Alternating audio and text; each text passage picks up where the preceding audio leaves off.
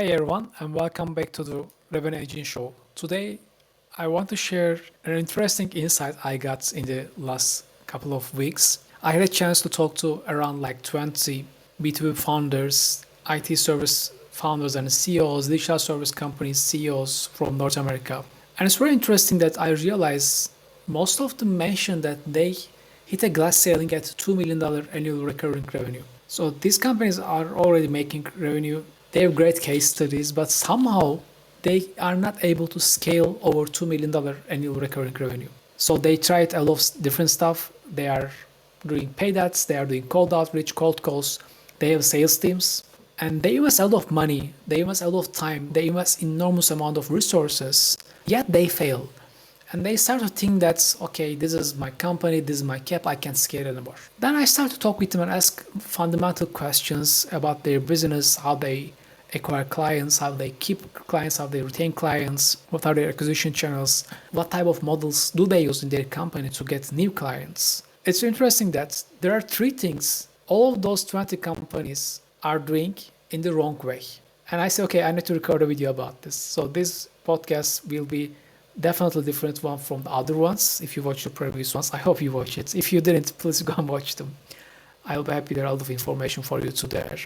So today we will understand the three reasons why your B2B SaaS, digital service or IT company cannot pass $2 million ARR. We will talk about strategical stuff and I will deep dive into technical things and the tactical mistakes that most founders and the CEOs are doing wrong again and again and again and again every day. And I hope that you will not do these mistakes and you can scale your company to 5 million, 10 million, 20 million, even like $50 million ARR easily. The three mistakes are very obvious after I talk with these founders and the CEOs. They don't have a clear offer. They don't have a clear channel, or they have a channel to reach out their clients, but that channel is not working as it should be working. And also their sales process is broken. I'm sure you heard everywhere about that you should have a great offer. There should be a channel that works like crazy and very well, and you should have a great sales team. Yet that doesn't mean that your systems are working properly. These three pillars, your offer, your channel, and your sales process, have a direct impact on your revenue. So even if you fail 10% of each of these pillars, you will lose a lot of money. So that's why we need to go back to the fundamentals and look for the things that your system is not delivering. It's always that you are doing things right. It's always that you are putting a lot of time, money, resources, people to find a good offer, to run a channel and to have a sales system, yet your systems are broken. That's the problem. So we'll talk about how we can fix your systems. And I want to start with offer because it's the most obvious one. When we talk about offer, we talk about simply two things: your targets, markets, and the message that you want to deliver them. And with the help of channel, you take your message to your target markets. So channel is the messenger itself. And then you have a sales process, because with the help of your great offer and the help of your great channel, people raise their hands and they told you that they are interested in your product or service.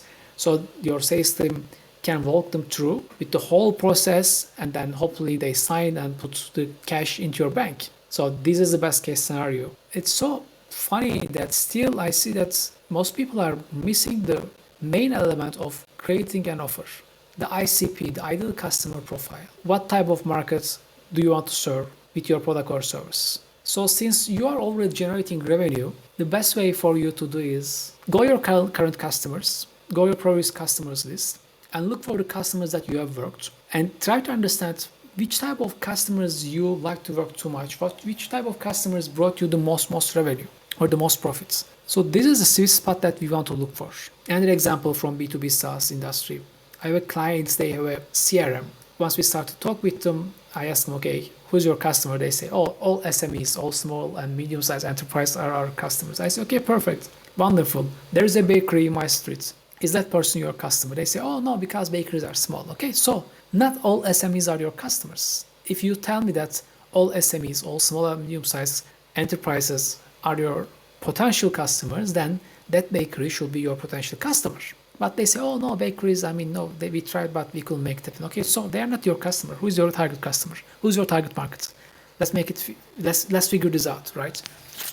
And what happened that they couldn't figure this out?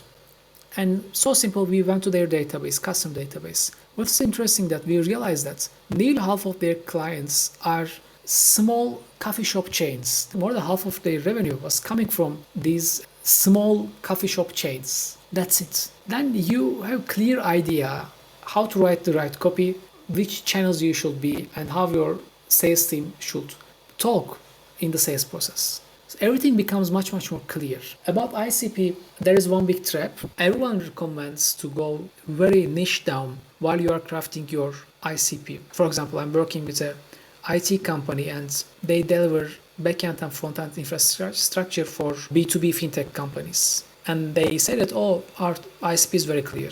We work with Californian B2B fintech SaaS companies, more than 10, less than 100 employees. I said, that's great, but I'm against going that much deep, okay? You can easily say, okay, we are delivering backend and frontend infrastructure for B2B fintech SaaS companies. That's niche now enough. When you're around like 10, 20, 50, maybe $100,000 ARR, yeah, it's good to start from your local network. Maybe you're in California and you may with people even face to face and you can chase them easily. But when you're around like $1 million, $2 million, you need to expand your ICP a bit bigger. So once you have an ICP, of course, we need to build our prospect list, which is important. Also, what we want to do is that we want to reach out our prospect list and talk about our potential offer, which is called pre-sales interviews. This is the most important step, crafting your offer. We know that you already have some customers and they are happy with you, they are paying money to you. And we talk with your customers and understand why they keep paying money to you, why they keep staying with you months and months, years and years. So we want to take that message, we want to take that reasoning and turn that reasoning into a compelling offer and throw that offer into market, so hope that other people will come, right? Before throwing that offer to the market, what we do is we run pre-sales interviews with our potential customers. We reach out to them, hey, we want to talk about XYZ topic and we want to write a blog post about it. We want to launch a podcast about it. We want to write an article about it. We want to publish a video on YouTube about it. It's not important what it is. There should be some value for both sides. You want to discuss about your offer with your potential future prospects. So you have a solution for a specific problem. So you go your target prospects and you say that, hey, we saw that companies in your industry having this problem, and we want to gain much more insights about this problem. And then we will publish this YouTube video, we will publish an article, we will publish a blog post, and we will add your name. Then we can share short videos with you, we can create long form videos for you. It's all on our site. Do you want to give me your 20 minutes of your time? And you will see that like more than half of the people will say yes. Then bingo. Now you know that you have a compelling offer because you already tested your target markets. While you are writing the offer, please keep in your mind that what we want to do this offer is very clear. Your customers love your products. Your customers love your service. They keep paying money to you month and month. Your customers love your product. Your customers love your service. And we turn this into a compelling offer. Anyone in the market who has never ever heard about your company will read that offer and they will feel the same feelings your current customers have. That's all. That's the goal of the offer. Once we have the offer, the second part is channel. The channel is the messenger itself. The channel is the place where we deliver our offer to our prospects. Because of its nature, the channel is very obvious actually. I can't understand why people make this very big deal. They talk about, oh, there are like hundreds of thousands of channels. I should test everything. No, let's think about it together. You have a message and you want to deliver that message to a person, to a company. So how do you deliver that message? You just look where that person or that company is hanging around. That's all. And the good part is that until this time, you define your target market and you define your offer. So you know who your target market is. And you can easily find ways, better ways, cheaper ways than your competitors to reach out that people. Let's turn back to our CRM company who wants to sell its services to all small businesses across the US. And then we realized that their target market is small coffee chains.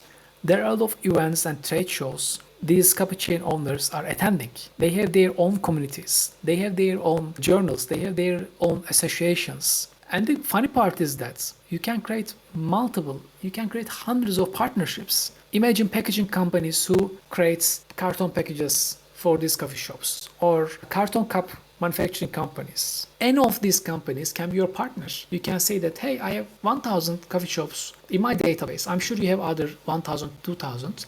Do you want to exchange list? And imagine you do this with 10, 20, 30 different companies, and you can do this.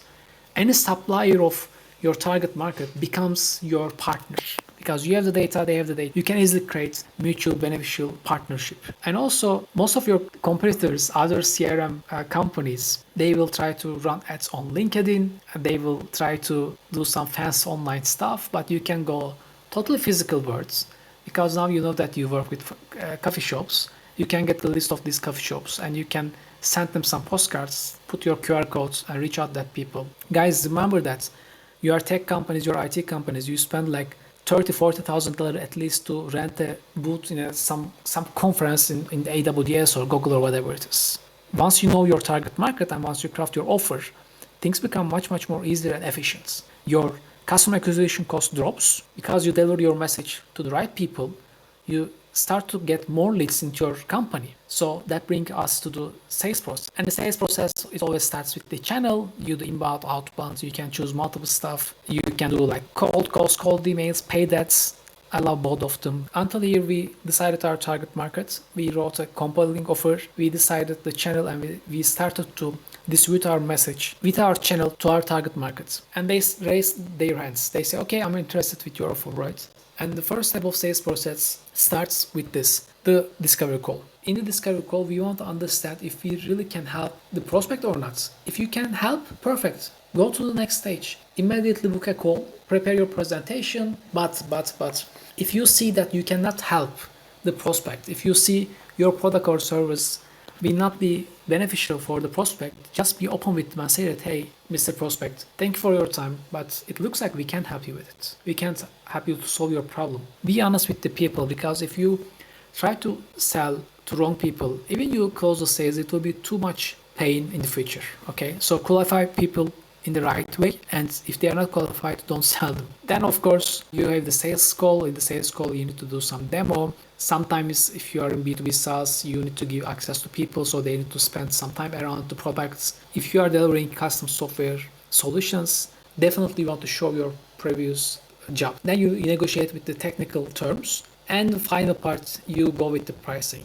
In the sales calls, please be sure that you and Mr. Prospect decide everything on the technical parts. Then you can give the price. Okay, don't give the price upfront. Just talk with people, understand their needs, and be sure that they understand what you will deliver, and then you will deliver.